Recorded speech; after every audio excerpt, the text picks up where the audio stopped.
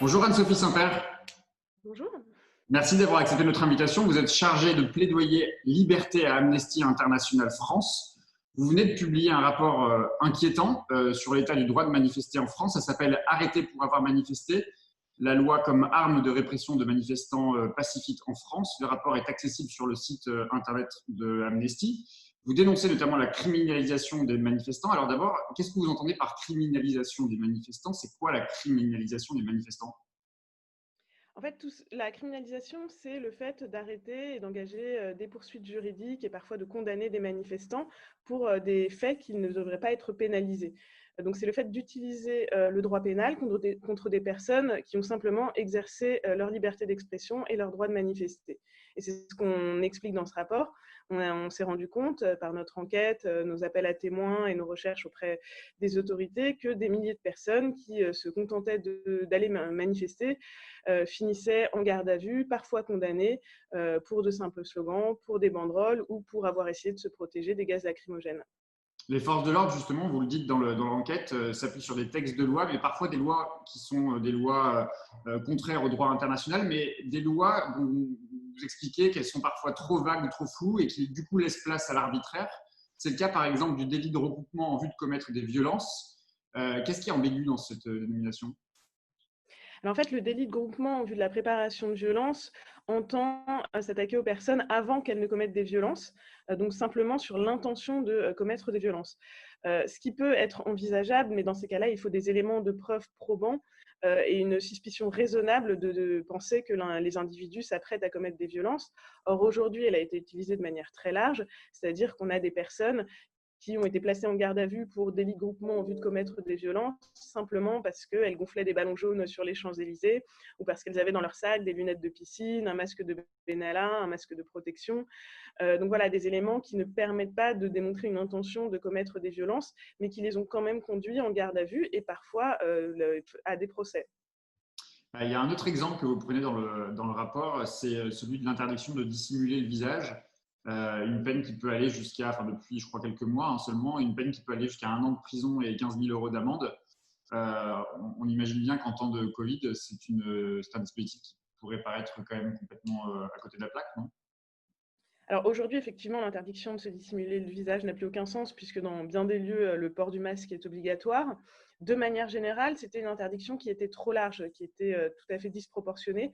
On peut avoir beaucoup de raisons légitimes de se masquer le visage dans une manifestation, que ce soit pour se protéger des gaz lacrymogènes, mais aussi parce qu'on veut porter le masque d'un représentant politique pour exprimer une opinion, et puis également, effectivement, maintenant pour des raisons sanitaires.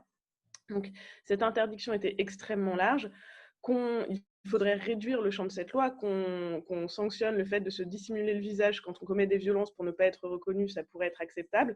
Mais là, c'était une interdiction qui était générale et qui était donc de fait contraire au droit international. Dans le rapport, vous dites que déjà pendant l'état d'urgence de novembre 2015 à octobre 2017, vous aviez déjà alerté sur la situation dans un rapport qui faisait état de dérive avec le transfert notamment des compétences au préfet sur l'interdiction administrative de manifester. Mais je pense aussi, vous pointez aussi du doigt à ce moment-là la stratégie du maintien de l'ordre avec un usage excessif de la force.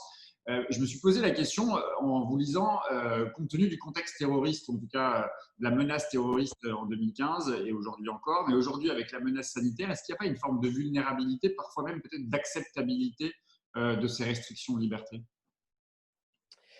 En fait, c'est tout à fait possible d'avoir des restrictions aux libertés dans des contextes de crise sanitaire, de menaces terroristes, mais il existe un cadre du droit international et la France est engagée. Ces restrictions de liberté, elles ne peuvent être que strictement nécessaires et proportionnées.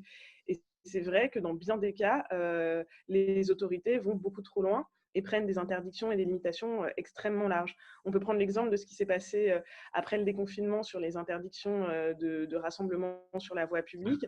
C'est des interdictions générales, alors que des mesures moins attentatoires aux libertés étaient possibles. On pouvait autoriser des rassemblements avec des règles sur la distanciation sociale, le port du masque, plutôt que des interdictions générales. À partir du moment où on autorise les gens à aller dans les transports, on doit pouvoir trouver des moyens pour qu'ils se rassemblent pour exprimer des revendications.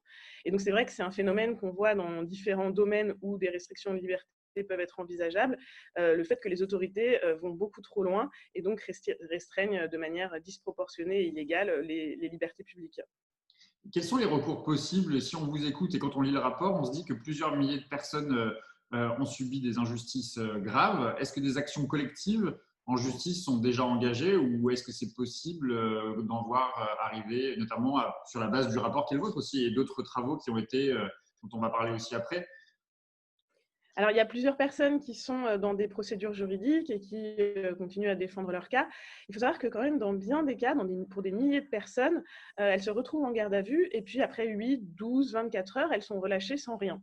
Donc, dans ces cas-là, la plupart préfèrent oublier et passer à autre chose. Et donc, il y a rarement des procédures pour tous ces cas-là. C'est très problématique parce que ça a un effet dissuasif. C'est pas du tout anodin de rester enfermé pendant des heures, de ne pas savoir ce qui va vous arriver et d'avoir un profond sentiment d'injustice parce qu'on ne sait pas vraiment pourquoi on a été arrêté. Donc, de ce point de vue-là, il y a quand même assez peu de réactions des personnes. Dans ce rapport, par contre, ce qu'on propose, c'est aussi une feuille de route pour changer la loi, les pratiques. Et c'est aussi de là que ça doit venir. C'est-à-dire que plus personne ne devrait risquer de finir en garde à vue pour simplement avoir voulu descendre dans la rue et manifester. Alors, c'est ce que vous dites, vous faites des propositions aussi. Vous interrogez notamment sur la question de la doctrine des forces de l'ordre, le recours à l'usage des LBD.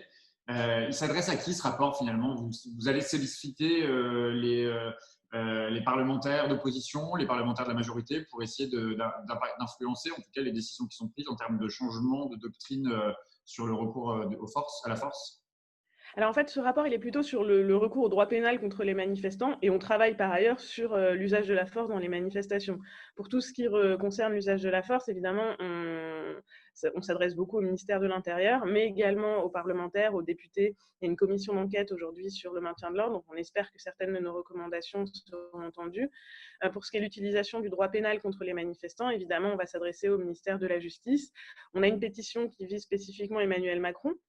Il demande qu'il y ait une impulsion pour changer les lois et pratiques. Et évidemment, les parlementaires pourraient s'en saisir, pourraient faire des propositions de changement législatif dans ce sens-là. On espère qu'ils le feront. Voilà, nous, on estime qu'il reste 1 an et demi à cette mandature pour revenir sur des lois qui sont attentatoires aux libertés. Et on espère qu'ils s'en saisiront. Vous parliez de la pétition, c'est la pétition manifestant pas criminel, c'est ça? C'est ça. Donc il y a déjà plus de 15 000 signataires, je crois, en quelques jours qui ont signé. Vous appelez, au-delà de la signature de cette pétition, les personnes qui ont été… vous parliez tout à l'heure des personnes qui sont interpellées, mises en garde à vue, qui décident de faire l'impasse et en tout cas de ne pas aller au-delà d'un mauvais moment qui les aurait passés, à poursuivre l'État en justice. Alors, on n'a pas fait d'appel à poursuivre l'État en justice. On a ces 15 000 signatures depuis hier. Ensuite, c'est compliqué de… Enfin, on n'est pas sur forcément une procédure juridique. Nous, on est vraiment sur le fait qu'il faut mettre fin à ce risque. Il y a une façon assez rapide d'y arriver, c'est de changer les lois. C'est-à-dire qu'on a parlé du fait qu'il y avait des lois qui étaient contraires au droit international. Celles-ci, elles doivent être abrogées. Par exemple, interdire l'organisation de manifestations non déclarées, pénaliser l'interdiction de manifester, pénaliser l'organisation de manifestations non déclarées, ça ne devrait même pas exister puisque la déclaration ne doit pas être obligatoire en droit international. Ou la dissimulation de visage de manière trop générale. Ensuite, il y a des lois qui doivent être précisées. Le délit de groupement en vue de la préparation de violence, il faut préciser quels éléments pourraient indiquer réellement une intention probante de préparer des violences.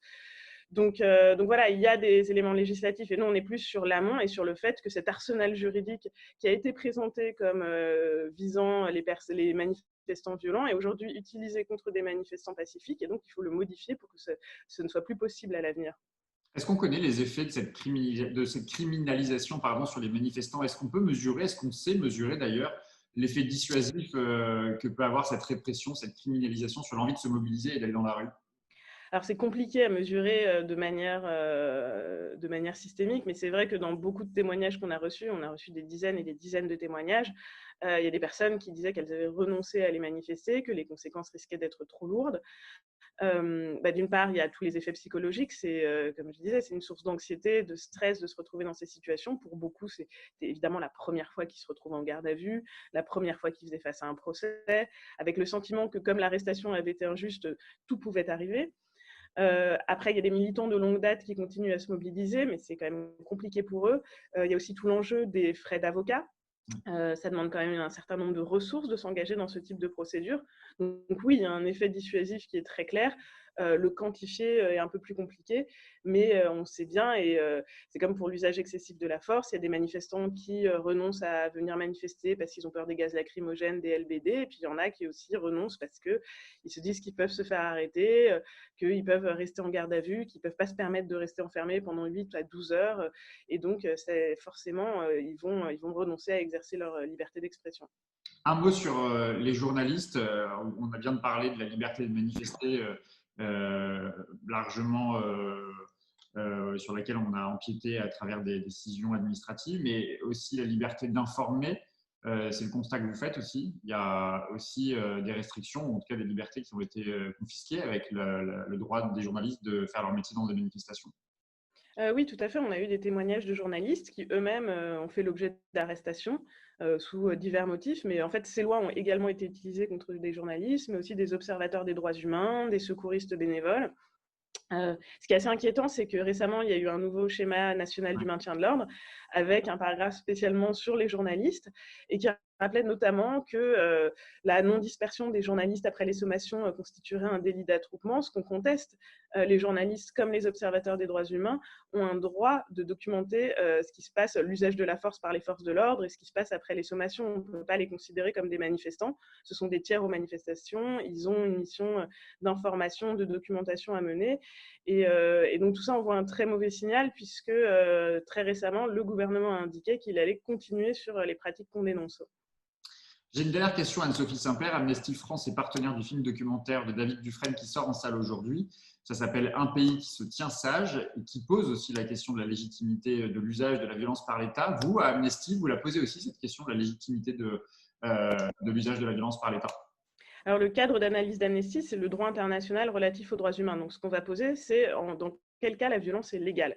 Dans le film de David Dufresne, les images de violences policières qu'on voit, dans l'essentiel des cas, enfin dans tous les cas, ne sont pas légales, c'est-à-dire qu'elles ne sont ni légitimes, ni proportionnées, ni nécessaires.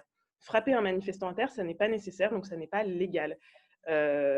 Utiliser des quantités massives de gaz lacrymogène contre une foule non violente, ça n'est pas proportionné, ça n'est pas nécessaire, ça n'est pas légal.